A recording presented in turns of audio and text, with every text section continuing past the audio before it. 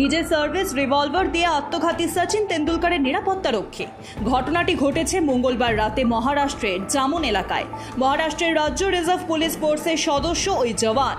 মৃতের নাম প্রকাশ কাপড়ে। বেশ কিছুদিন আগেই প্রকাশ ছুটিতে নিজের গ্রামের বাড়িতে গিয়েছিলেন। সেখানেই মঙ্গলবার রাতে হঠাৎই নিজের সার্ভিস রিভলভার দিয়ে গলায় গুলি চালিয়ে দেন তিনি। ঘটনাটি ঘটে মঙ্গলবার রাত 1:30 নাগাদ। ইতিমধ্যেই তদন্ত শুরু করেছে পুলিশ, তবে এখনো আত্মহত্যার কারণ কি তা জানা যায়নি। দেহটি ময়না তদন্তের জন্য পাঠানো হয়েছে। জামুন থানার পুলিশ ইন্সপেক্টর কিরণ সিংদের বক্তব্য, প্রকাশ ব্যক্তিগত কারণে আত্মহত্যা করেছেন।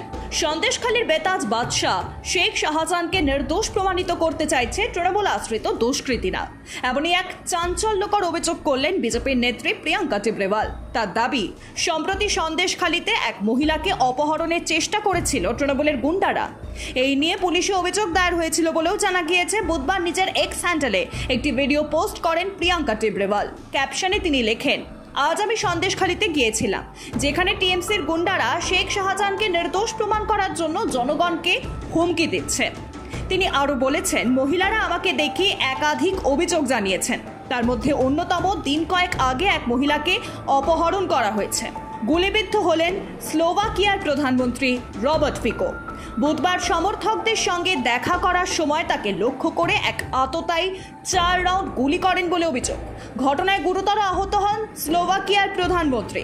বর্তমানে তার অবস্থা সংকটজনক বলেই খবর।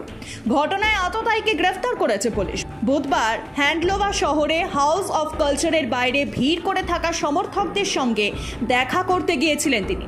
সবার সঙ্গে তিনি যখন হাত মেলাচ্ছিলেন, তখনই তার উপর হামলা হয়। ইতিমধ্যেই ঘটনাটির ভিডিও প্রকাশ্যে এসেছে। বিজেপি নেতা শঙ্কুদেব পণ্ডার গাড়িতে হামলার অভিযোগ তৃণমূল আশ্রিত দুষ্কৃতীদের বিরুদ্ধে। বুধবার রাতে ঘটনাটি ঘটেছে পূর্ব মেদিনীপুরের চণ্ডীপুর বিধানসভা এলাকায়। শঙ্কুদেব পণ্ডার অভিযোগ, এলাকায় প্রখ্যাত চুল মাফিয়া মুকুল আলীর নেতৃত্বে এই হামলা তার উপরে চালানো হয়েছে। জানা যাচ্ছে, যে সময় এই হামলা চালানো হয়েছিল সেই সময় গাড়িতে ছিলেন না শঙ্কুদেব পণ্ডা। বিজেপি নেতা বলেছেন, পার্টি অফিসের সামনে গাড়ি রাখা ছিল, নিরাপত্তারক্ষীরা অফিসের উপরে খেতে গিয়েছিলেন। আমরা সেই সময় বৈঠক করছিলাম, তখনই তার গাড়িতে হামলা চালানো হয়। বৃহস্পতিবার সাত সকালে ভয়াবহ দুর্ঘটনার কবলে পড়ল দীঘাগামী পর্যটক বোঝাই একটি গাড়ি। বাসের সঙ্গে মুখোমুখি ধাক্কায় প্রাইভেট গাড়ির 4 যাত্রীর মর্মান্তিক মৃত্যু হয়েছে বলে খবর। এদিন ঘটনাটি ঘটে 116B জাতীয় সড়কের মারিস্তা থানার দয়সাই বাসস্ট্যান্ড সংলগ্ন এলাকায়। ঘটনায় ব্যাপক চাঞ্চল্য ছড়িয়েছে এলাকায়। প্রাথমিকভাবে খবর, পর্যটকদের গাড়িটি নদিয়া থেকে দীঘার উদ্দেশ্যে যাচ্ছিল। তবে মৃত পর্যটকদের পরিচয় এখনো পর্যন্ত জানা যায়নি বলে দাবি মারিস্তা থানা সূত্রে।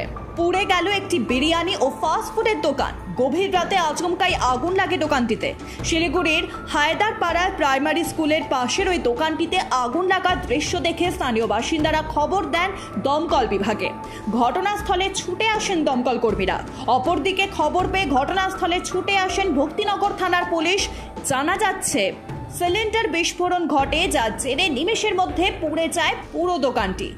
দোকান বন্ধের পর গ্যাস সিলিন্ডার বন্ধ করতে ভুলে গিয়েছিলেন দোকানের কর্মচারী, যার ফলে ঘটে এই অগ্নিকাণ্ড।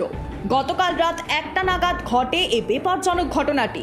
বজবজের পূজালিতে এক বিজেপি কর্মীকে মারধরের অভিযোগ ওঠে তৃণমূল আশ্রিত দুষ্কৃতীদের বিরুদ্ধে।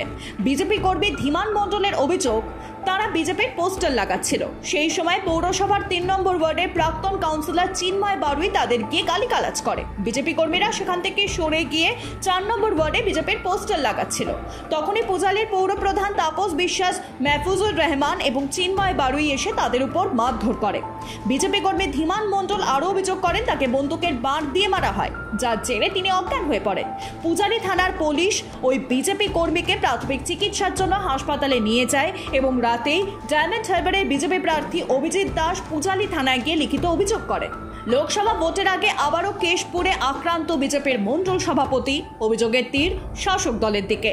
বুধবার সন্ধ্যায় কেশপুরের 14 নম্বর অঞ্চলের ঝেতলার কুশপাতাতে বিজেপির একটি মিটিং ছিল। সেখানে মোটরসাইকেলে করে যাচ্ছিলেন বিজেপির কেশপুর ব্লকের 4 নম্বরের মণ্ডল সভাপতি শুভেন্দু সামন্ত। অভিযোগ, তৃণমূলের দুষ্কৃতীরা তাকে মোটরসাইকেল থেকে ফেলে দিয়ে লাঠি বাস দিয়ে বেধড়ক মারধর করেন। কপালে পিস্তল ঠেকিয়ে ভয় দেখানো হয় বলেও খবর। ঘটনার খবর জানতে পেরে বিজেপির কর্মীরা এবং স্থানীয় বাসিন্দারা চলে এলে তৃণমূলের দুষ্কৃতীরা পালিয়ে যান। আহত অবস্থায় শুভেন্দুকে উদ্ধার করে মেদিনীপুর হাসপাতালে পাঠানো হয়েছে, চলছে চিকিৎসা।